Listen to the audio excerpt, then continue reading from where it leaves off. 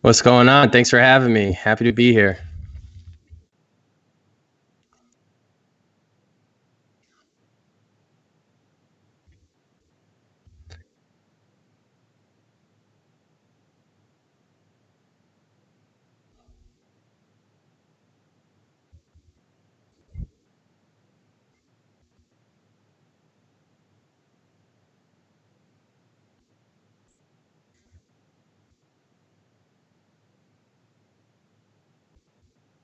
No, I mean I thought it was a great card up until the main event. I mean, it's hard to be mad about any of the fights, but once you get to the main event and it's a fight that we are so excited for, like Israel Adesanya and Yoel Romero, and then it just doesn't deliver, it kind of leaves a stale and a bad taste in your mouth. But Yeah, I mean, I thought throughout the card, man, like there were a lot of great there was a fights. lot of great fights. I agree.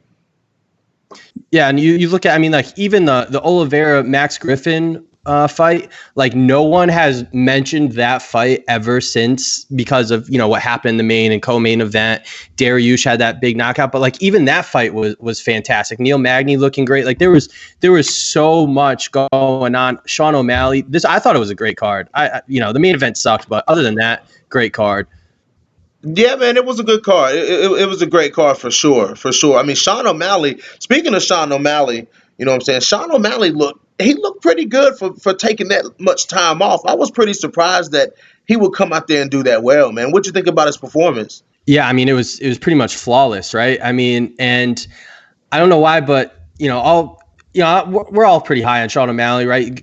Always looked good in the octagon. He'd been out for a while, but like maybe the day before the fight, like I started getting those thoughts about that Macy Barber Roxanne Modafferi fight, where it was like this up and coming prospect in the featured prelim on a huge card, and Yeah, I just started to get like all these crazy thoughts, like something bad might happen, and you could kind of see it potentially coming just based on how yeah, long he had been out. But right. man, oh my goodness, oh my goodness. Yeah, yeah, dude, he looked amazing. Like he looked absolutely amazing. I was pretty surprised, you know what I'm saying? But he's big for the bantamweight division. I mean, he's a huge bantamweight. He's long, he's rangy, you know what I'm saying? And, as Sean O'Malley moves to the top of the division, man, how do you think Sean O'Malley lasts like up there with the TJs and the Henry Cejudos, the Marlon Mariases? How is he going to do up there?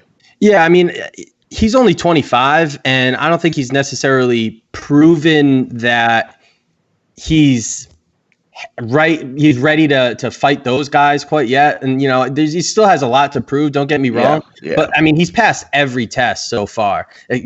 No pun intended, I guess, with the USADA stuff, but inside the octagon, he's passed every single test that he's faced. So I'm just really excited to see where his career goes and how he develops. Yeah, yeah, for sure, for sure.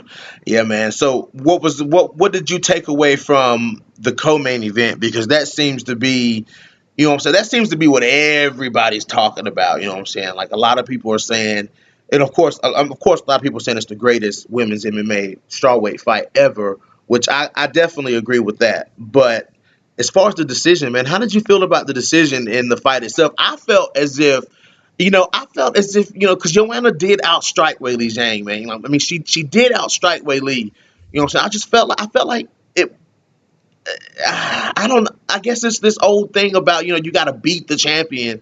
You know what I'm saying? But I feel like Joanna Young won that fight, man. I feel like she did. Yeah, I went back and I watched the fight because when the fight was happening, I couldn't score it. I was just sitting back and I just truly enjoyed it, which is very rare for that to happen where like I'm not actively scoring the fight as it's going Right. on. But Right. it was just one of those fights where it just really captivated me and I was all in the moment for it. But Yes. then Absolutely. but I went back the next day and I scored the fight and I gave it to Zhang 48-47. I had her winning rounds 1, 2, and 5. However, I thought 2 and 5 were the two closest and hardest rounds to score Absolutely. in the fight. So I felt that, and I gave them both to her. So if obviously, if either one of those had gone the other way, then I would be scoring the fight for Joanna. And maybe it is a case of, in the back of my mind, thinking you got to beat the champ kind of thing. Yeah. But Yeah. I mean, it was just such a crazy close fight, Oh my an gosh. amazing fight. It's my favorite division in the UFC, Oh, and okay. yeah, I mean, it was phenomenal. I can see myself watching that fight 10 more times. Yeah, it was a great fight, but I felt like I felt like we seen I feel like we seen the best of both fighters. You know what I'm saying? I feel like they both elevated their game because even when you think Joanna Jędrzejczyk can't get any better, you know what I'm saying? Then you see Joanna come out and throw with power like she was throwing with, you know what I'm saying, this past weekend. I mean, that's the first time. I mean, I've seen Joanna let me word this right. Like when she fought Valerie Letourneau and when she fought Jessica Penne, like she beat them up really bad with a lot of volume. Like even when she fought Michelle Waterson, she beat Michelle Waterson up with a lot of volume. It wasn't really a lot of power behind it, you know what I'm saying? But in this fight with Weili Zhang, I seen Joanna throwing volume and power. And of course, to me, I felt like that was a level up for Joanna Jędrzejczyk. Now with Weili Zhang, we seen Weili Zhang go 5 hard rounds. Weili Zhang went 5 hard rounds and answered a whole lot of questions. So that's what I took away from the fight. Yeah, I completely agree. And I thought it was crazy heading into the fight how many people thought that Whaley was just going to walk all over Joanna. When Yeah, you look at her time in the UFC, decision win over Danielle Taylor, she submits Jessica Aguilar, decision win over Tisha Torres, and then obviously the Andrade fight where she just rolls right through her. And it was just like, yeah, like those are really good performances, especially the Andrade one. yeah, But we hadn't seen her in one of these types of battles, right? And like exactly. we And hadn't Joanna's seen her really Joanna's a press. completely different puzzle than anything that she's faced. It's in the UFC period in her career. It's a completely different test, bro. So I feel Yeah, that. exactly. And I thought that both fighters, showed well for themselves. Obviously, both fighters answered all the questions that we could possibly have for them. And it was just like, it was, I before the decision was read, I was sick to my stomach knowing that one of these fighters was about to lose. Yeah, It was just one of those yeah, types of fights. yeah, for sure, for sure. It was definitely one of those fights, And I feel like Joanna Jędrzejczyk probably won't get a title shot for a while. You know what I'm saying? Because she's fought for the title so many times and lost. Like she fought for the flyweight title. She fought for she had the rematch with Rose, and then she just fought Wei Lee and lost all of those fights. So I feel like she probably won't get a title shot for some time. I feel like the next person in line could either be the winner of Andrade Namajunas 2, or it could be, of course, the dark horse in the top five is Tatiana Suarez. You know what I'm saying? So Yeah, it's going to be interesting to see. I'm not sure, though, because the way Dana White was talking about Tatiana's injury, and this is just kind of me reading how his yeah. tone and what he was saying, it kind of seems like she might be out for a while. And if Andrade beats Rose, then do you book the Andrade rematch or do you book the Joanna rematch? Like, I think most people would rather see her fight Joanna again. So I think that there is a chance that Joanna gets another title shot Right. relatively soon. But I mean, some things are definitely going to have to fall in place for that to happen. Yeah, I feel like it's sort of like a Dominic Reyes, John Jones type thing. It's kind of that same feel, like did the challenger really win? Did the challenger win? Some people thinking that the challenger won, but I feel I don't see Jessica Andrade beating Rose Namajunas a second time. I don't see that happening. Yeah, and it's obviously the way that first fight was going at 237 was all Rose until the slam, right? So Yeah. it's and now especially that it's a 3-round fight, that's less time for Andrade to either land a big shot or have a crazy slam or do something crazy like that. Yeah. And if it's just skill on skill, then yeah, I definitely have to favor Rose in that one. Because Rose was beating Jessica Andrade up in that fight. Hmm. She was beating, dude. She was handing Jessica Andrade her ass on a silver fucking platter, bro. That's what she was doing. I mean, the jab was perfect. Like, and that's the thing about the jab. Like, when it comes to fighting styles, if you have one of those unorthodox strikers, those brawlers, what I'm saying, and you stick a good jab in their face, you know what I'm saying, you see what it can do to a fighter. Look at what it did to Jessica Andrade.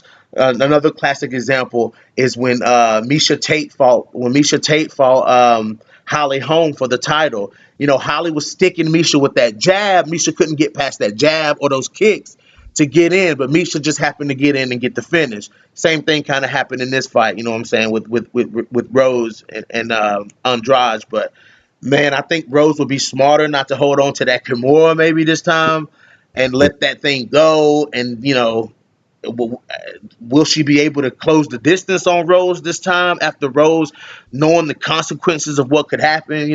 It's a lot of questions coming into that fight for sure. Definitely. Yeah. And, I think that with the Tony Habib fight on Yeah, that card, and there's a bunch of crazy fights on that card, I think that the impact and how big of a fight that really is, I think it might even get lost just because of the hugeness of the main event. But man, absolutely. that's one of the fights I'm looking forward to the most that's on the UFC schedule right now. Shout out in the comments section to Marcus Bell. Marcus Bell, what's going on, man? Good morning. I mean, good evening. My mom is watching. My mom is commenting. Marcus Bell, what's up? Yes, man. Rose definitely should. Rose should not clinch with Andrade. You got to think about it. Andrade used to fight at 35, man. Andrade is she's a big girl. Like the top girls in that division are pretty big girls. Weili Zhang is a big girl. Joanna's a big girl. Tatiana's a big girl. Andrade is a big girl. So Rose is like the smallest out of all of those people. You know what I'm saying, as far as like weight wise. So I mean, I think Rose has a whole lot better jujitsu than what showed in that fight. And I think if Rose really wanted to grapple with Jessica Andrade, I think Rose would out grapple Andrade for sure. And she definitely has the advantage on the feet. Yeah, definitely. And that's, we've kind of, after 237, that's kind of how a lot of people felt. And, it was just, everyone was kind of thinking it was just this crazy situation that led to that finish. Well, now Rose gets to go out and prove it, right? Like Yeah, she can answer all those questions. And if she does, she's right there in the title picture, probably getting a title shot. probably. Yeah, yeah, yeah. So what did you think about this weekend's main event? I wanted to hear what you had to say about that for sure. I mean, it sucked. Like it was, I can't remember the last time I was more disappointed in a fight. Like it legitimately, I know this is one of the fights that everyone brings up all the time, but it was literally kind of like the Derek Lewis Francis I Ngannou knew fight you where were it's going to say like, that. right. But like, it's the perfect way to, it's like the only fight that we had that, Yeah. in at least in the past few years where it's like we're in as anticipated for a fight and it just plays out that way. It just absolutely brutal. I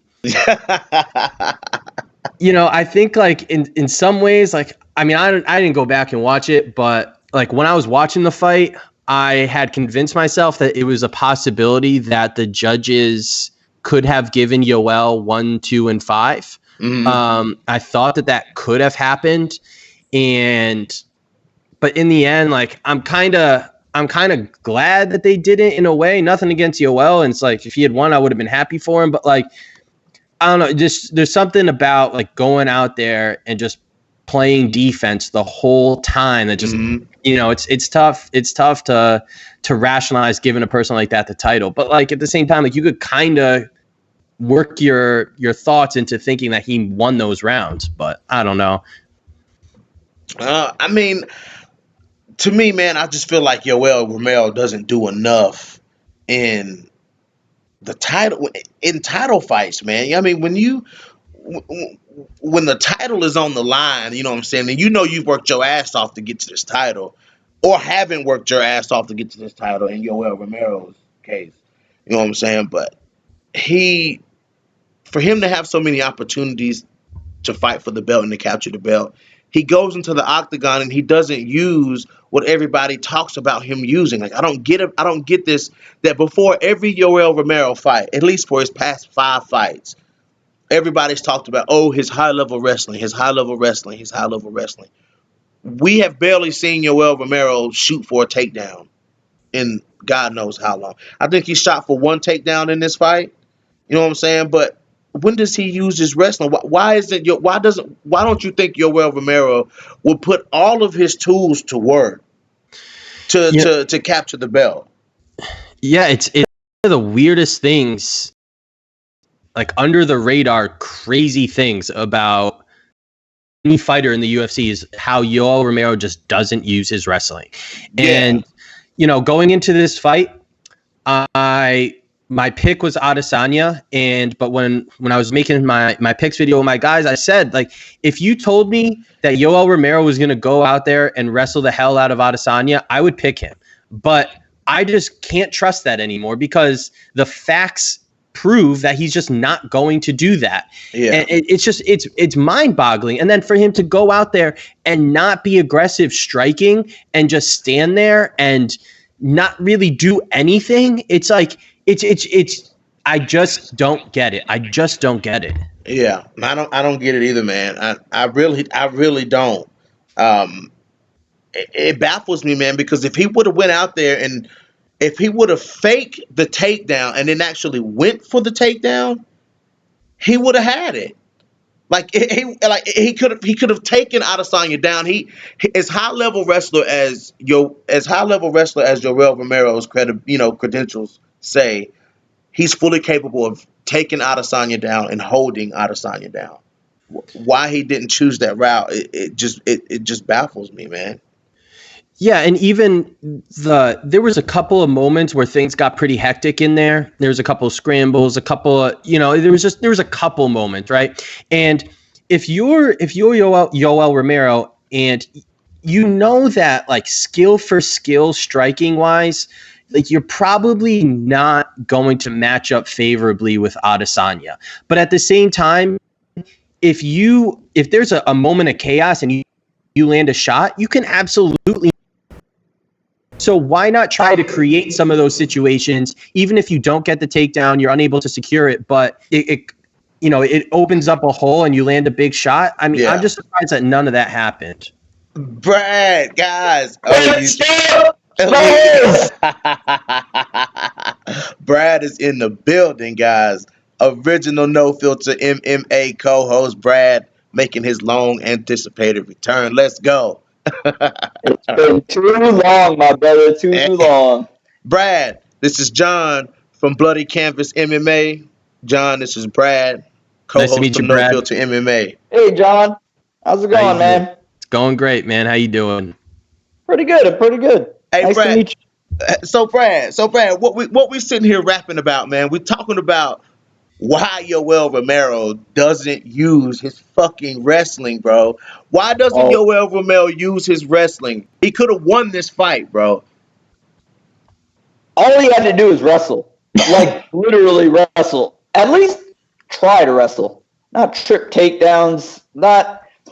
My thing was when he started out that fight, and he just stood there. He was waiting for Adesanya to attack him. He was trying to turn Adesanya essentially into a pressure fighter, which you guys know Adesanya is a counter fighter for the most part, even though Right. his last couple finishes have been due to counter punching. Right. He fought Robert Whittaker. But yeah, that's the mystery. That's the $1 million mystery. I don't know how these guys. I'm sure his corner. I'm sure his team. I'm sure they even game planned it. Wrestle, man. He has such an advantage. Yes. Such an advantage. It was just really baffling, guys. And I thought Romero was going to just go balls to the wall just because it was his last opportunity to try to get that title, And dude, he just blew it, man. That was very baffling. I don't know what he was thinking. Yeah, man, I said the same thing, dude. I don't know. I thought he would go balls to the wall and we would see, the Yoel Romero that was in there with Chris Weidman. You know what I'm saying? Like, Yeah. that's the Yoel Romero I thought I was gonna see. Yep. Yep. Yeah. He didn't even. It's like he didn't even want to. I guess maybe the fear of being countered, but I don't know, man. Like he just didn't look like himself. What you It was think, just John? really baffling. Yeah, I mean, it was like you're not gonna win doing that and just playing defense. And yeah, Right. Adesanya is a great counter striker, and maybe you get caught and maybe you lose like that. But I mean, you could. But if you do attack him, if you do use your wrestling, if you are aggressive, like maybe you land a shot and maybe you win. And in that type of fight for Yoel Romero, who's so explosive and can end a fight at any moment, for him to just not bring any of that to the table, man, it's one of the great mysteries in MMA history, in my opinion. Sounds like you're just as baffled as I am, John. Yeah, It's man. just hard to explain. It really is. Because we all know how that guy fights. How he fought in his last 5-6 fights. It was nothing to what he showed on this past Saturday. It was just crazy. Let me ask you guys a question. What's up?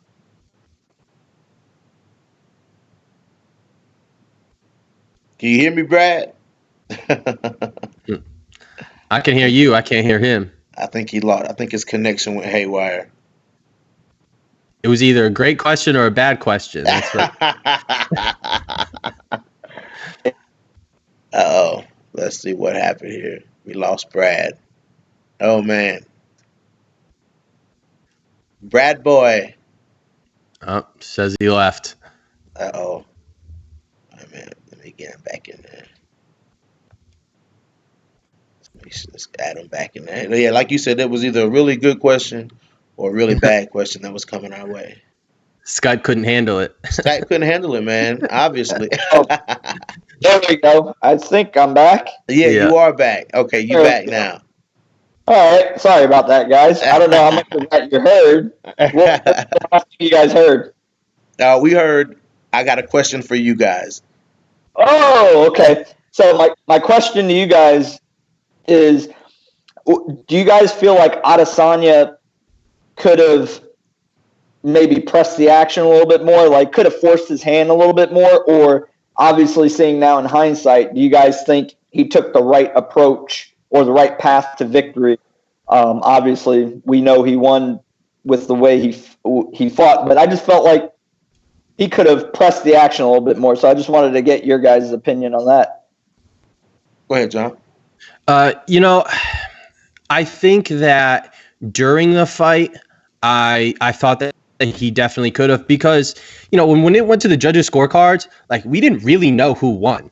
Right, it wasn't the type of performance where it was like, okay, Yoel really didn't do much, but Adesanya clearly won those rounds and kind of banked them. And you could make an argument for Yoel winning a couple of those rounds for sure. So from that sense, it was. I think that he definitely could have done a little bit more and just kind of solidify the victory.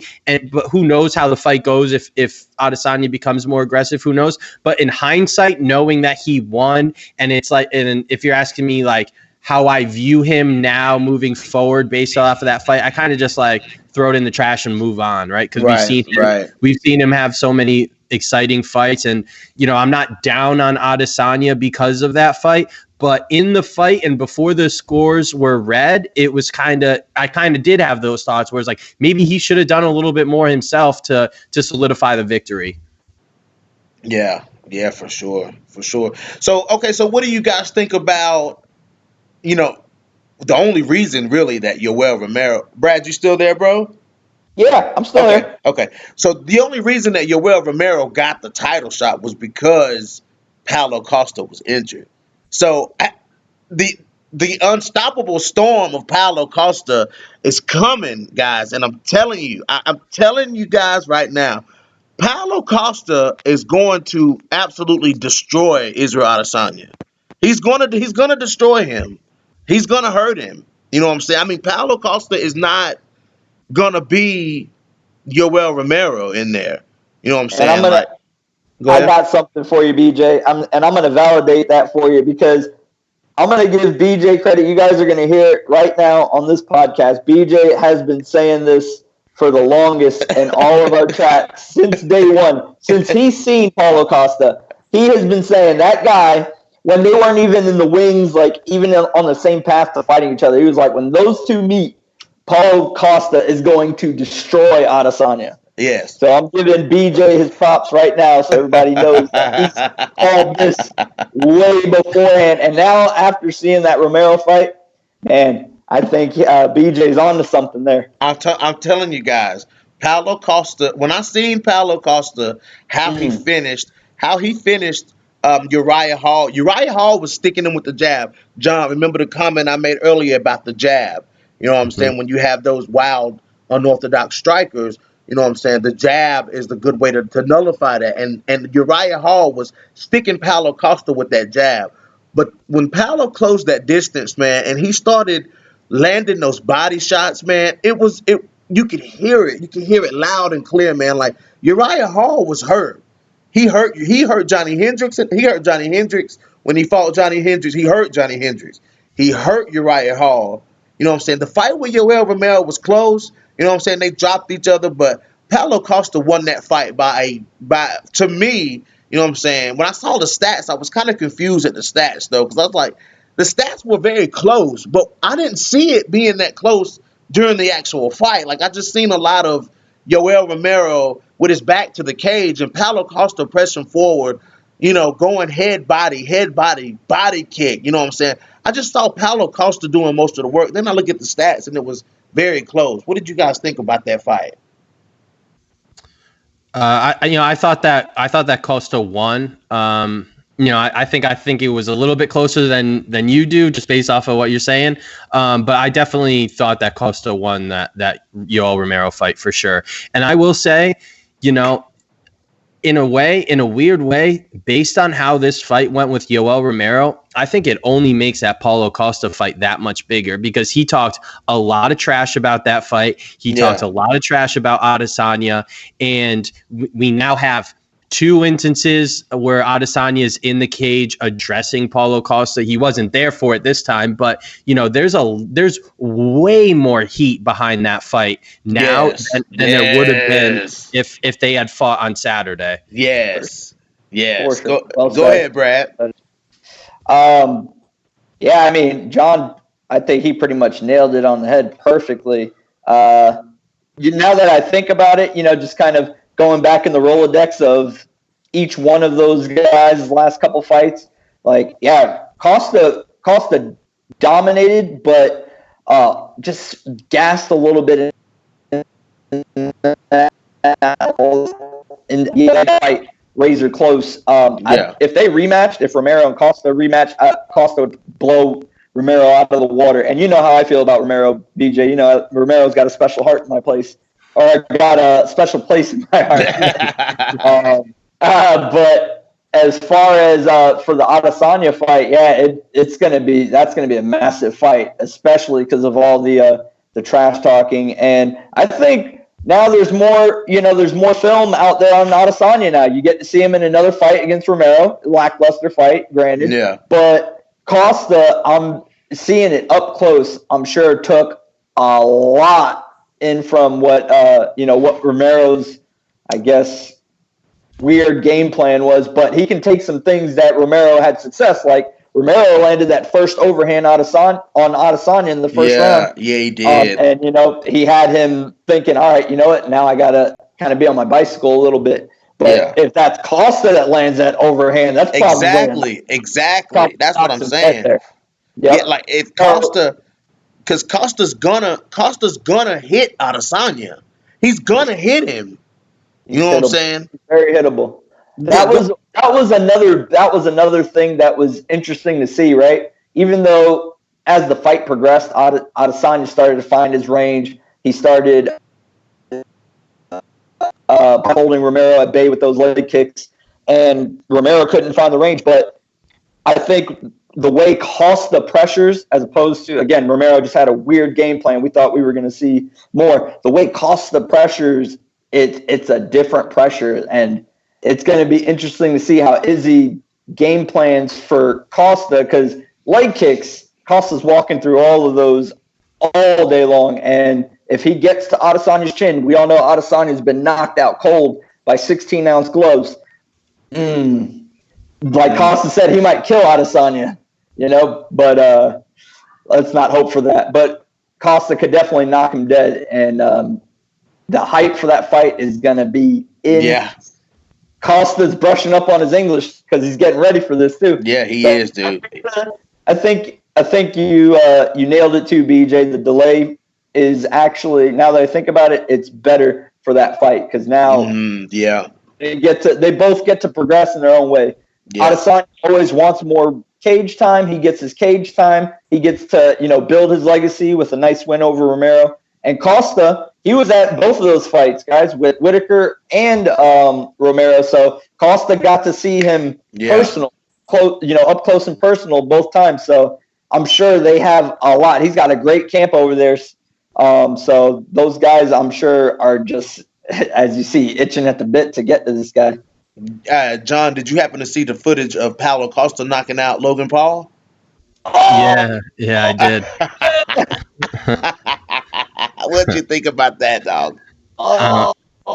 Those guys are crazy. I'll give them that, man. They are insane. I don't got too much to say on that, but it was a funny video. I'll say that. I watched it more than once. Can I ask you something, John? Do you think Logan Paul let him knock him out, or Costa just straight caught him? I think that Logan Paul could have done everything in his power to prevent that, but that was always going to happen. Yeah. Well said, my friend. Well said. Right, because he just knocked him dead, guys. He freaking knocked him dead. Dude, he killed him. He fucking killed him. He killed him. He was dead, dude. Logan Paul was dead, dude. He came. They pumped him back to life, bro. They had to. They had a defibrillator cage side. Oh my god, dude. They pumped him back to life, bro. Okay, so Stamina MC says, I think Costa is less of a threat than Romero was. Wow. All he has is power. He's not as fast as Joel or as unpredictable. Anyone can get caught / out muscled, etc. But CKB should be able to plan for him.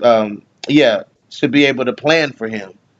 Yeah, I think but in this fight with Israel Adesanya, I think Paulo Costa's power is enough to get the job done, though. Like, Paulo Costa has unbelievable power. Like, this guy has unbelievable power. Johnny Hendricks said that's the hardest he's ever been hit in his career. And Johnny Hendricks is a veteran in the game. He was a veteran in the game when he fought Paulo Costa. You know what I'm saying? And he said that's the hardest he's ever been hit. So, dude, Paulo Costa, I feel like one or two clean, and Paulo Costa throws a bat. His leg kick, like when he swings his legs, dude, it's like a bat. He has some of the most deadly leg kicks. Most deadly. What am I looking for? Liver kicks, bro. Like kicks, his liver kicks are fucking nasty. So I don't know, man. But John, what I wanted to ask you was, how do you profile Paulo Costa as a fighter? Like, how do you profile him as an undefeated fighter? Yeah, I think he's damn good, and we talk about how quickly Adesanya, rose through the middleweight ranks, but Costa actually made his UFC debut 3 years ago today, and he's already the clear, he's 1A and 1B with Adesanya right now. So I think he deserves a lot of credit for how quickly he's risen through the ranks as well. And the thing that, if I was rooting for Costa in that fight against Adesanya, the thing that would make me a little bit nervous is that just how emotional he really is about trying to literally end Adesanya. Yeah, he wants to hurt. And yeah, he really does. And when you're fighting a guy like Adesanya, who is so skillful, and he's able to avoid a lot of shots, despite the fact that we have seen him get knocked out before. I do worry about how emotional Costa is going into this fight. That would worry me if I was rooting for him.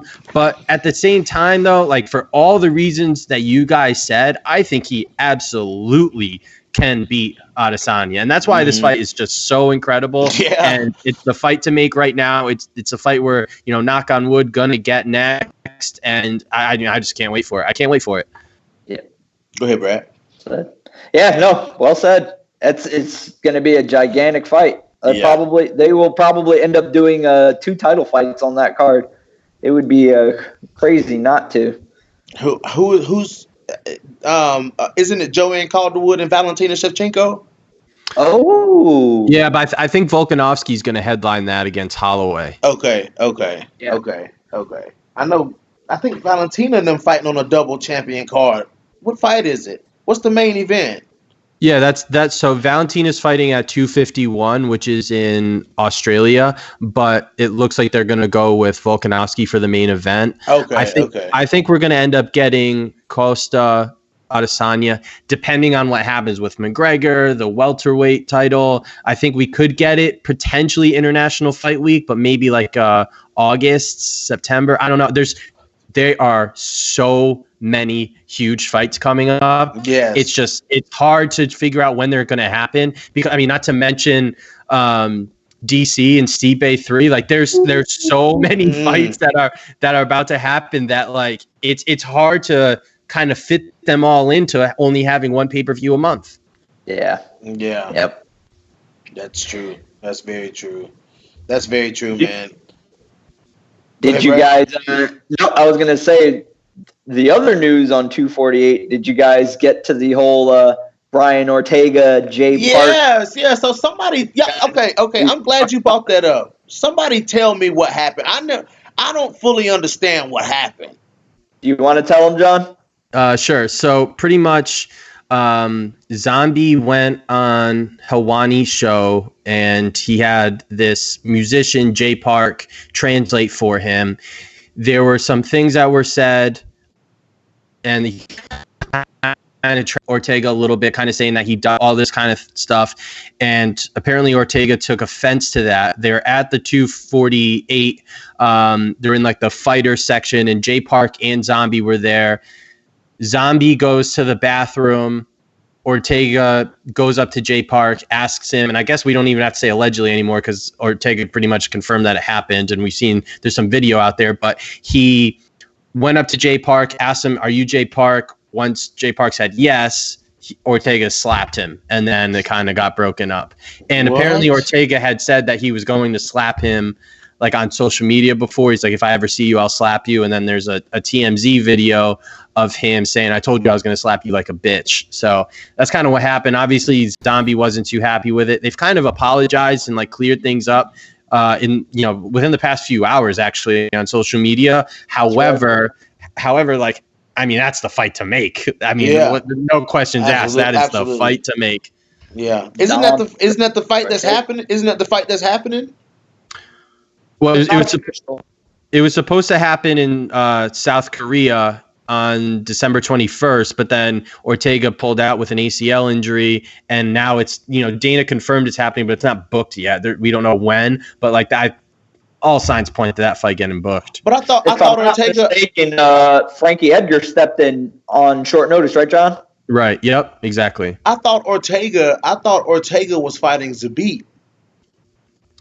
Yeah, that was a rumor at 249, right? Yeah. I thought he was fighting Zabit.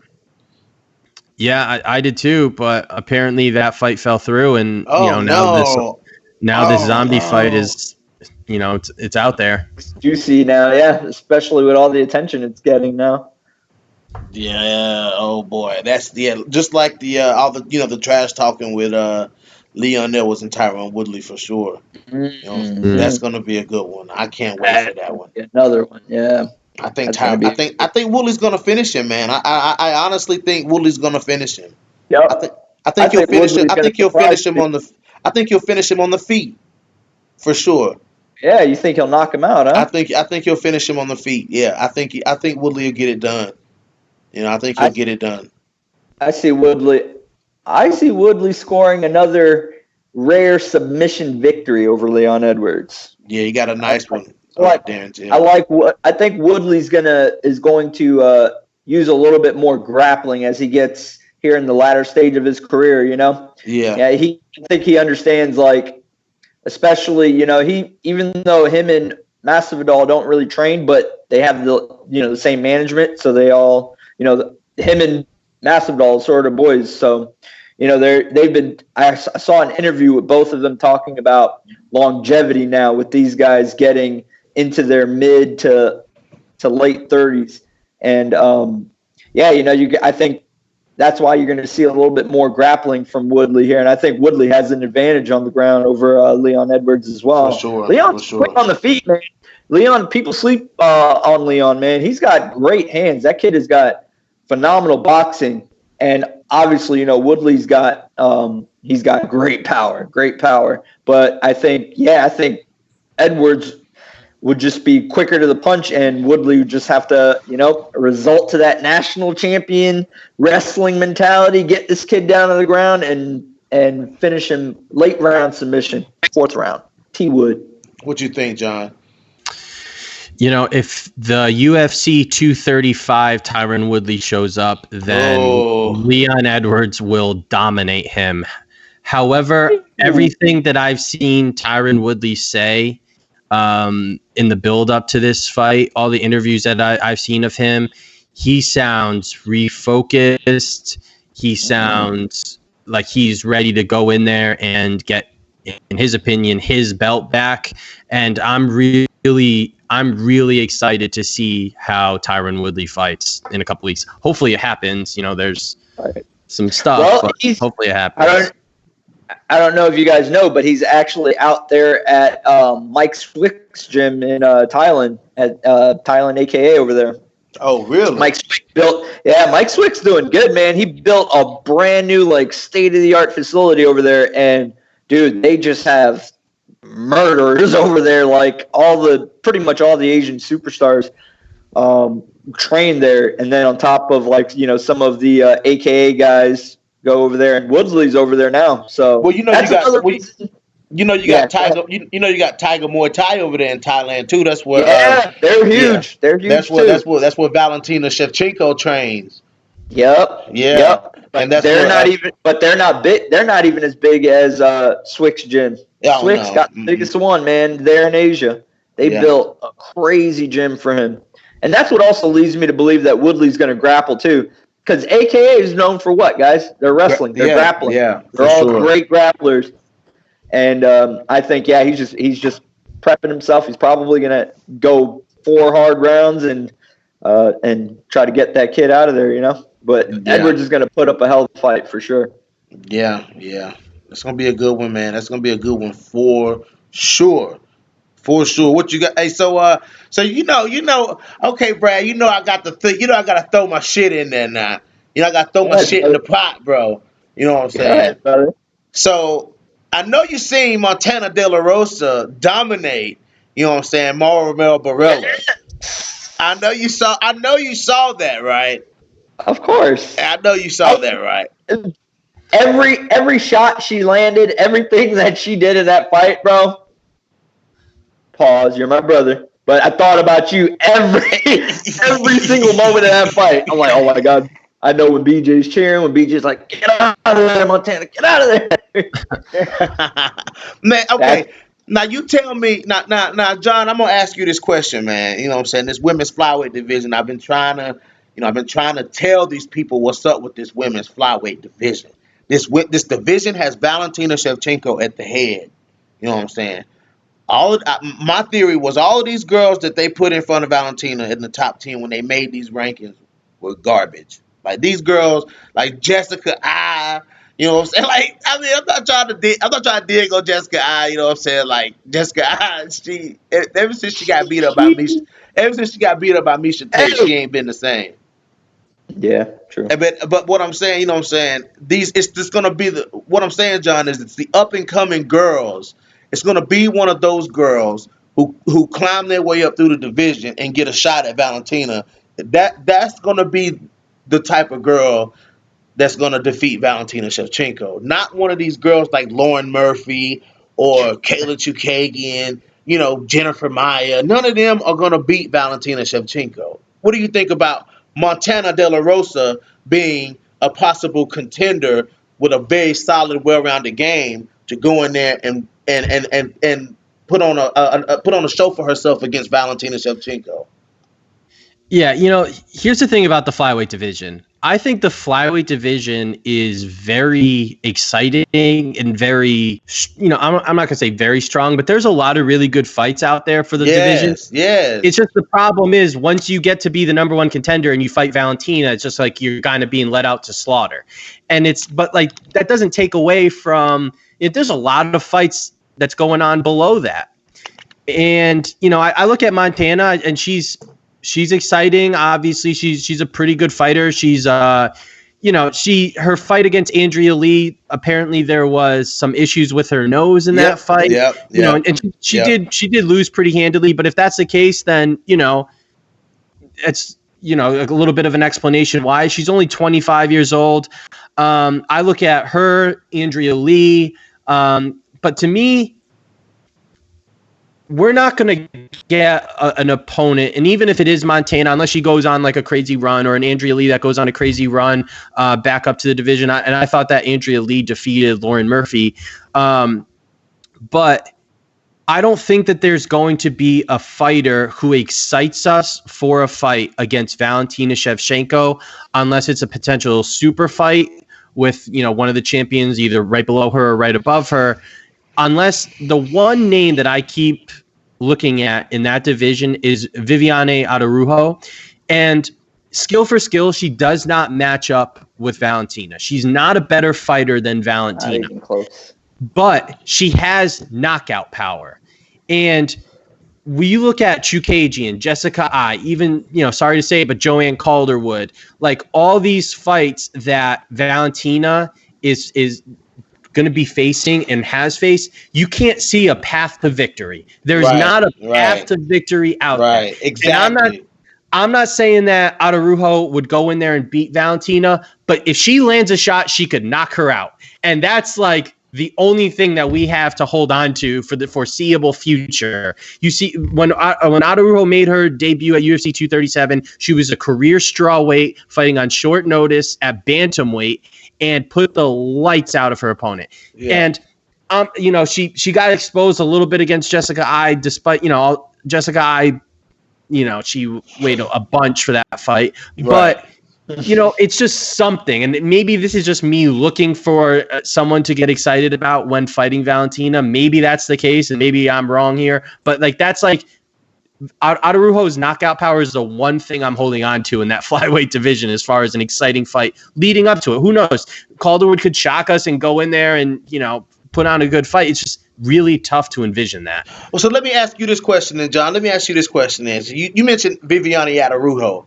Okay, so I've been following this flyweight division. Now, I'm gonna throw a name at you. Now, if you become familiar with my channel, you'll know that this name is very big on my channel.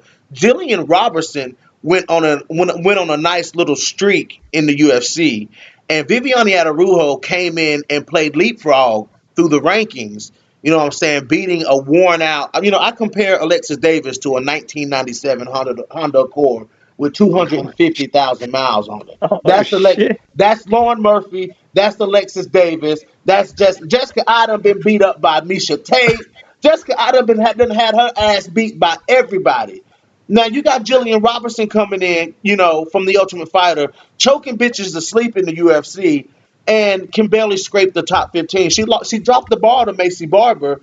You know what I'm saying? But you got Araujo playing leapfrog. I didn't understand that when at one point Jillian Robertson held the record for the most finishes in the division, and you got Araujo jumping all the way up. And I made videos before this saying that Viviane Araujo is not ready for the top 5, and she goes up and fights Jessica Ai and gets her ass beat.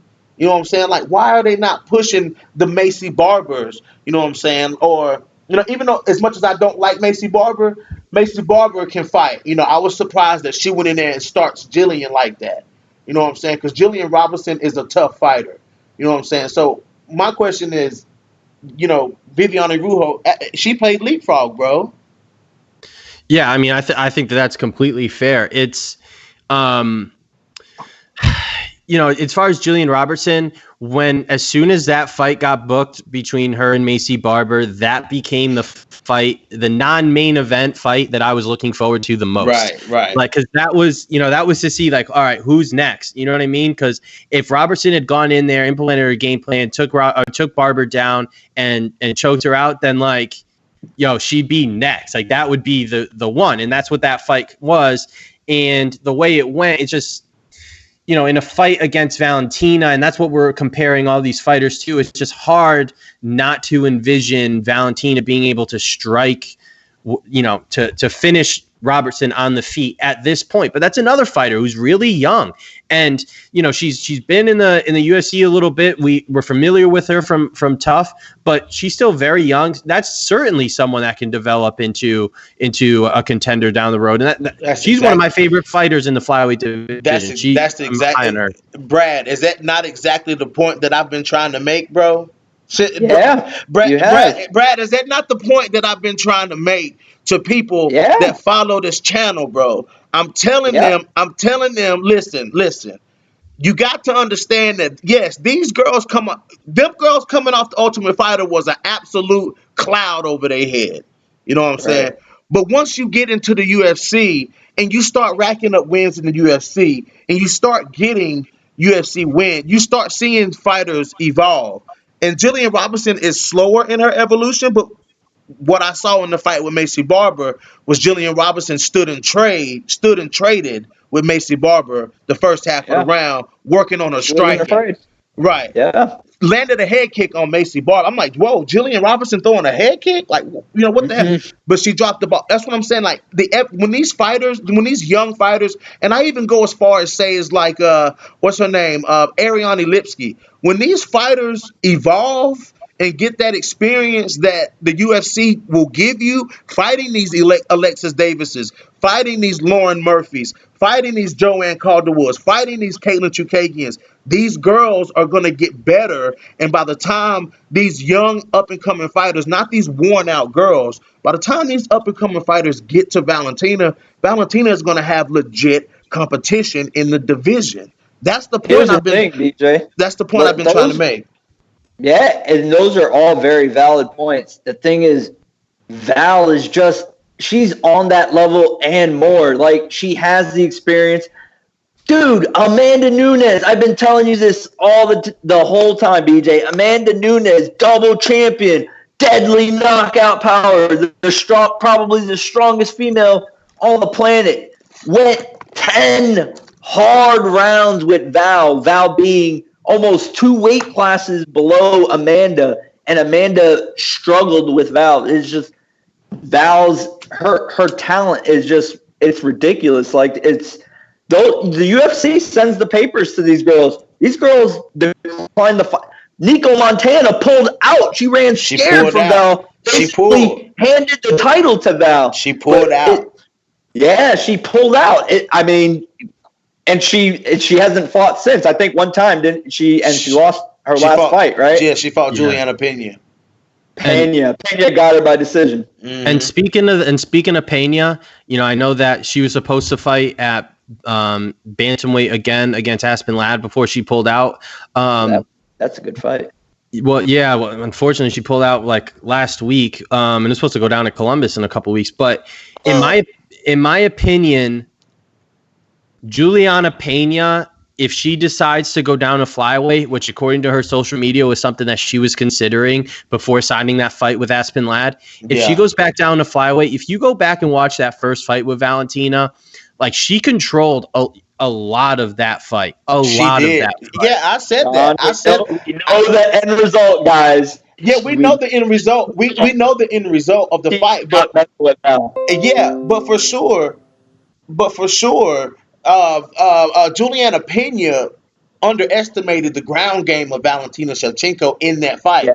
Juliana Pena got caught slipping, being reckless in that fight. But up until that point, Juliana Pena was winning that fight. Juliana Pena stood toe to toe with Valentina Shevchenko and clinched her up and kneed the fuck out of Valentina Shevchenko and almost ended the fight at the end of the first round. Juliana Pena was winning that fight definitely against Valentina Shevchenko, and that's a good point, John. If Juliana Pena goes down to 125, she would be a huge threat to Valentina in that division for sure. And then then think about this, John. You got Alexa Grasso moving to flyweight. You got Cynthia Calvillo moving to flyweight. What do you think about those girls jumping into the flyweight division? Yeah, I'm really looking forward to both of those women at flyweight. Grasso, obviously, we saw what happened at 246. Like, she's growing into her body, she's getting stronger, and she's shown a lot of skills. That fight with Carla Esparza was incredible. And Calvillo, her grappling is, it's a specialty. It's something that she's very good at, and I think that that's the type of fighter that is going to potentially have a chance against Valentina. You have to be great at one thing. Like, you can't, like, you're not going to be more well-rounded than Valentina and just win all over the place unless you're Amanda Nunes. Right. Amanda Nunes is like the only person who I think is just fight Valentina anywhere. And did it by that margin. What was that? I said, and she did it by that margin. Both of them were split decision. Like, Val, you could have argued Val won those fights.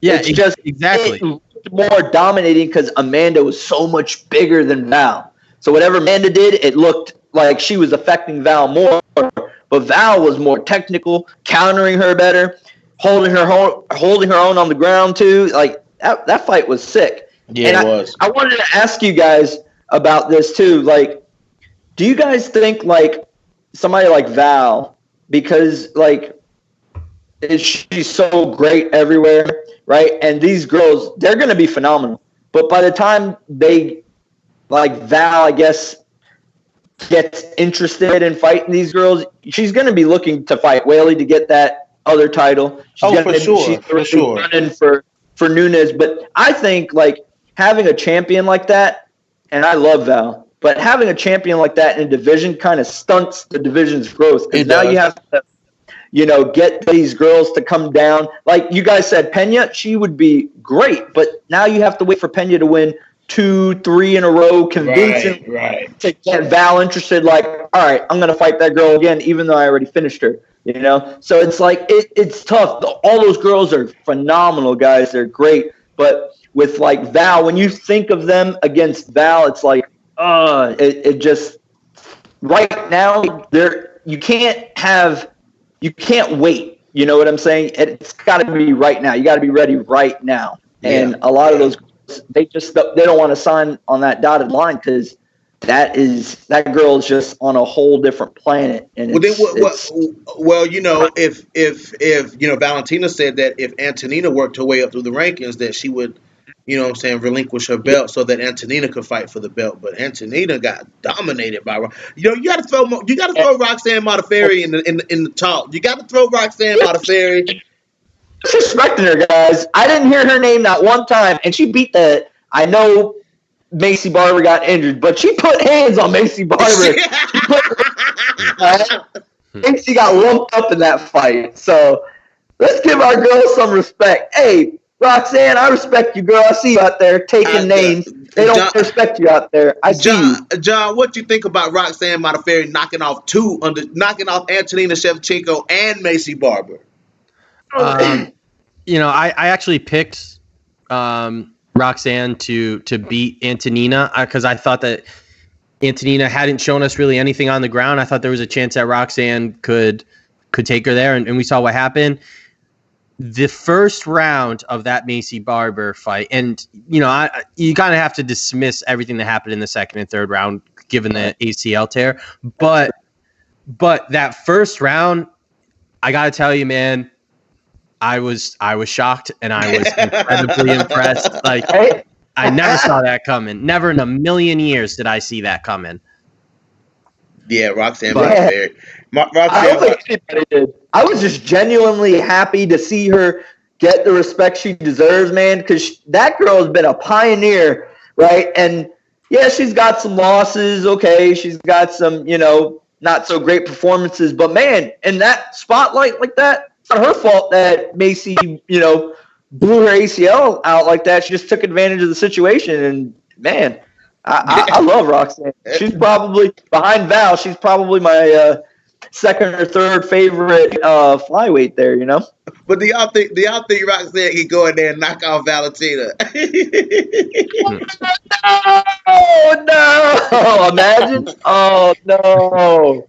I would be devastated, but so happy for Roxanne. John, you think Roxanne can go in there and knock off Valentina? Hell no. Thank you, John. Listen, if Valentina Shevchenko is locked in a cage with another woman and their name is not Amanda Nunes, I am picking Valentina Shevchenko to win that fight. I don't care who it is. Let's go. So you're taking Val over Weili too, huh? Yeah, absolutely. For sure, hands down. Weili Zhang is a little tame, but Valentina welcomes them dog fights. She likes because that fight, the fights with Amanda Nunes was a dog fight, and the fight with Holly Holm was a dog fight. The fight with Juliana Pena was a dog fight. Yeah, Holly Holm, a legend, former 135-pound champion, guys. She took 145-pound contender, and she took her out too. She almost knocked Holly Holm out. 15-time world boxing champion? Yeah. Oh my God. Yeah. Val's just ridiculous, guys. So guys, Valentina's the second best ever. Yeah. We'll see. I'm still riding with Team Robertson and Team De La Rosa. I'm in it to win it all the way. I'm riding this train all the way home. Both of those girls are the future of the division. They're going to be, when Val leaves that division, both of those two girls, I think, are going to take that division over. I agree with you guys with Jillian. She lives up to that moniker, the Savage, man. She's just gritty. For sure. I love it. But one more fight I want to talk about before we get off here, guys. I wanted to get you guys' thoughts on this fight because this is an interesting fight and a quick turnaround for Johnny Walker. Johnny Walker versus Nikita Krylov. I wanted to get you guys' thoughts on that because that is an interesting fight. And do you think? Because Johnny Walker got starched by Corey Anderson. He got that's what you call a starching and whatnot. You know what I'm saying? So what do you? And Nikita Krylov can put him out like that. Coming off of that loss to Corey Anderson, but now he's training at TriStar, and it's just like there's a lot of like, how good does he look? What does Firas Zahabi, mold Johnny Walker into at this point? I'm so excited for this fight. I cannot decide on who to take here. But with Walker, it's an opportunity, kind of like with Kevin Lee. Obviously that's the easy comparison. He went to TriStar and all of that. And like, if he dominates this fight and gets a finish here, like he's right back. Like the hype train is right back on. Right back on, because you have that Firas Zahabi angle. You have that, okay, like he's calmed him down a little bit. He's not like the same, like he's more focused. Like all, you can see the storylines kind of writing themselves if he's able to get a good performance here. Yeah. And I think that Krylov, just kind of how aggressive Krylov is, I think that plays into Johnny Walker's hand a little bit, because I think it's going to be just an absolute firefight. But like you said, man, Krylov can put this guy out. Like, this is a very fun fight. Go ahead, Brad. Yeah, it's an interesting matchup because I think of Krylov as kind of, I would say he's a better striker than Corey Anderson, and I think Johnny Walker kind of slept on Corey Anderson. Didn't think like he was going to be as aggressive as he was. So you can tell the way Johnny Walker was kind of hanging back in the beginning of that fight. It was, again, kind of like Romero, just kind of like, all right, yeah, I know he's trying to showboat, but all right, you see this guy putting the pressure on you, you got to switch it up a little bit. But Krylov, I love Krylov's grit. And like you guys said, he can get in there, he can take some shots, and if he lands on Johnny Walker, if Corey Anderson can put Johnny Walker out, Krylov can for sure Johnny Walker out. So it's really on Johnny Walker. John brought up a great point. TriStar, can Firas Zahabi hone in this kid's how can I say, like his energy. Because Johnny Walker, you guys see him even during fight week and some of the interviews and stuff. That kid, he's got a lot of energy. He's got a phenomenal personality. But to kind of hone that in, to kind of bring it all full circle around with his skills and just have that discipline in the cage and stop all the antics. Yeah. He could have a spectacular showing against Krylov, and that would be ideal. I think they're kind of setting up Krylov to kind of put Johnny Walker back on the map. Going to be a great fighter, but definitely a winnable fight for Johnny Walker. Yeah, I think the same. I think it can go either way, but if Johnny Walker get in there playing around, you know what I'm saying, and Nikita Krylov, you know what I'm saying, comes at him and catches him, he can put him out because we see that Johnny Walker ain't got no chin because Corey Anderson put him out. I mean, we see he ain't got no chin, man. He ain't got no chin. But Johnny Walker was the hype train for a little bit, but that hype train got derailed. I mean, that hype train got derailed. So that's a very, to me, it looks better if Nikita Krylov wins. It looks better for Krylov if he beats Johnny Walker versus it would just be another win for Johnny Walker to put him back into the conversation of being a threat to John Jones. You know what I'm saying? So, I think it kind of goes how that fight happens though, because even with the Corey Anderson fight, like heading into that, I wanted to see Johnny Walker in a second round. I want to see, like, what does he look like if the fight gets to the ground? And if Johnny Walker goes in there and like has a really good fight where it goes 3 rounds and he wins a decision, but he fights really hard and proves that he can do it over 15 minutes, and the fight goes to the ground, against a guy who has a bunch of submissions and he's able to do some things, I think that he can flip the switch and have us like really all excited about him depending on how the fight goes. I think in a way, if he fights well over 15 minutes and doesn't get the finish, I think that could boost him more than if he had like one of these crazy knockouts within a minute. Like I think that there is a potential for that type of scenario based on how the fight goes. Yeah, for sure. I agree with that 100%, man. I agree with that. That was a very good point. That was a good point because I agree with that. Absolutely. Yeah, because if he has a lackluster performance, then it's going to be like, especially after Corey Anderson just got his ass whooped, like, what the hell? So that actually, John brings up a phenomenal point. If Walker kind of wins lackluster or if he even loses, the narrative is already out there. Corey Anderson got them. Johnny Walker was never the same. Faraz couldn't even fix him, Yeah. But if Faraz does fix him, then, man, I mean, we all knew GSP and the monsters, Rory McDonald, that came out of TriStar. It's like, man, those guys still have it, even in today's MMA, because you don't see too many TriStar guys at the top of these UFC divisions anymore. It's still, AKA, American Top Team, sprinkled in with some of Greg Jackson's guys in there, obviously John Jones. So the game has changed a lot, TriStar was prominent when GSP was in his heyday along with Rory McDonald. Yeah, for sure. So yeah, it's gonna be interesting. Walker needs to be impressive against Krylov. He needs to finish him in the first round. And like John said, hype train back on. Yeah, for sure. That's true. That's true. That's true, man. Absolutely, I agree. So, we'll see, a lot of, like John said at the beginning of the podcast before you came on, Brad, there's a lot of exciting fights across, all the divisions of the UFC right now. This is a hot time. 2020 is a hot time. 2018 and 2019 really built the momentum, and it's really shaping up now in 2020. You know what I'm saying? So there is a whole lot to come. I'm excited. There's a lot of fights to come in as far as Bellator as well. Douglas Lima versus Gegard Mousasi for the middleweight belt.